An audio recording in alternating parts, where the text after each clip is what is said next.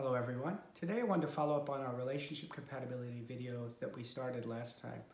One of the most important factors we look at in relationship and marriage compatibility is the rising signs. Two people have different rising signs and or similar rising signs, and those need to be addressed. It gives you generally the basic nature of what that person is like. You may have heard of like Aries, Taurus, Gemini, Virgo, those things. Those are the rising signs. They indicate the general nature of each person that's involved in the relationship. So we have four basic categories of rising signs that we look at. We have people who have more of a noble and virtuous nature, who are almost like priestly. They're very spiritual.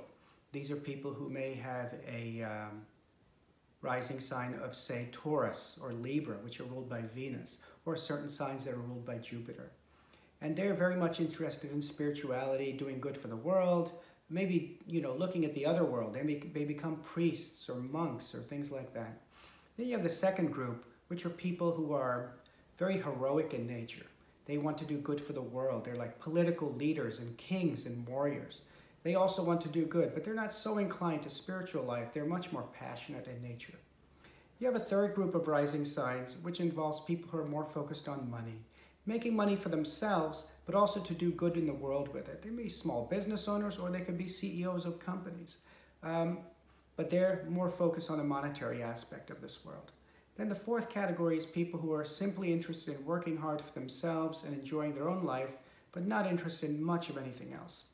So obviously, if you take two people whose natures are considerably different from their rising signs, say you take somebody who's more interested in spirituality and philosophy and wants to become a priest, and you try to have a relationship with somebody who only wants to make money and party.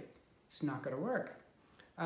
We look at the rising sign from the first house, which is the ascendant, and then you also look at it from the sun and the moon, and you can get a pretty clear indication of the nature of the two people involved in the relationship. And from there, we can give you a really good idea about what the future will hold in that kind of a relationship. If you have any more questions about that, please let me know. Thank you very much.